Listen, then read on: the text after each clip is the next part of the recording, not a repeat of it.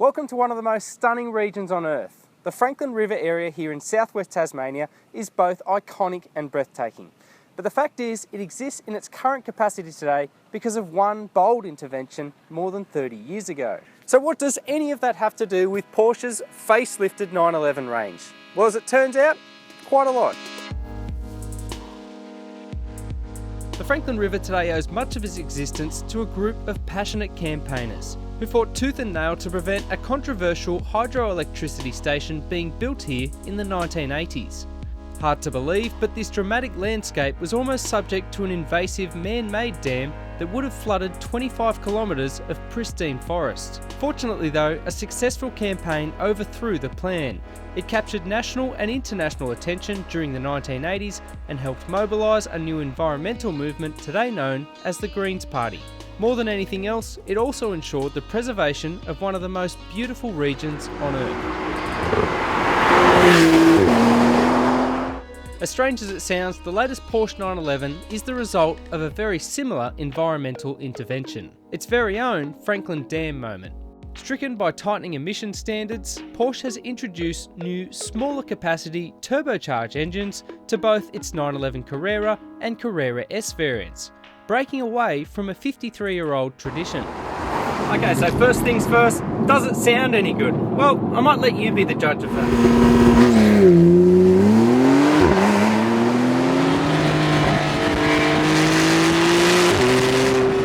For me, I think Porsche definitely has maintained that beautiful, shrieking 6 soundtrack. Part of the reason it is still so good is that some of the induction noise is actually artificially piped into the cabin, and at full revs, it sounds amazing. The other big challenge for a turbocharged engine is the ability to rev as freely as the old naturally aspirated version, and I'm happy to report it definitely does that. The rev ceiling is only 300 RPM lower than the old model, and believe me, this thing loves to sit at the top end of the dial. Where the engine really impresses most is in its outputs. On the Carrera S, power is up to 309 kilowatts and 500 newton meters, aided by 5 different driving modes available with the vehicle's Sport Chrono package, which control the engine, transmission, steering, suspension, and electronic driver aids. The engine feels just as linear in everyday driving as well. The power comes on really nice and evenly from down low in the dial, and it's got this nice meaty mid-range. Everything that was good about the old model is retained in the new one. For sporty driving, the engine's arguably even more punchy. You've got 15 extra kilowatts and 60 extra newton meters to play with, and the car's actually quicker in a straight line. 0 to 100, just 3.9 seconds.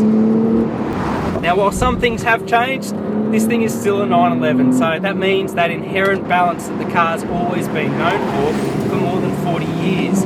People argued at the start that a rear-engined Porsche wouldn't work. Well, you can't really argue with that anymore because it simply does. The inherent balance is fantastic. You've got staggered wheel widths, so 245 tyres at the front and really sticky 305 Pirelli P0 tyres at the rear, and it just works. You really feel connected to the road with this car. The steering has a lovely natural feel to it. You've got all this feedback coming through the wheel the whole time, and the car as well just feels in control. There's loads and loads of grip over the front axle. It's really good at transferring its weight through corners, and it does this really cool little swiggle out of faster corners that gives you plenty of excitement. It feels fun, and most importantly, it feels fast. But here is the real clincher for the 911. Yes, it is faster, more explosive, and more agile. But importantly, the controversial move to turbocharging prolongs the future of the 911 in the face of tightening global environmental standards, all the while pertaining to the luxury sports car brief.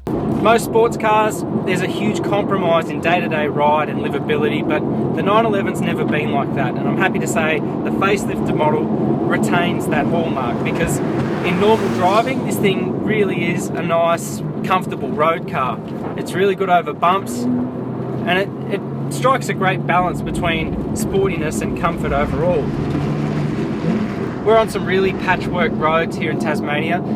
You come into some corners a bit hot, and the car's got all this different kinds of surfaces underneath it, but even then, the 911 always feels in control and it always instills confidence. While it seemed like a small intervention at the time, the reality is that the preservation of the Franklin Dam area here in southwest Tasmania has had huge ramifications on the environment. It's an unlikely synergy, but the new turbocharged 911 range really preserves the brand for the long term. And if this is the very beginning, well, the outlook looks very bright indeed.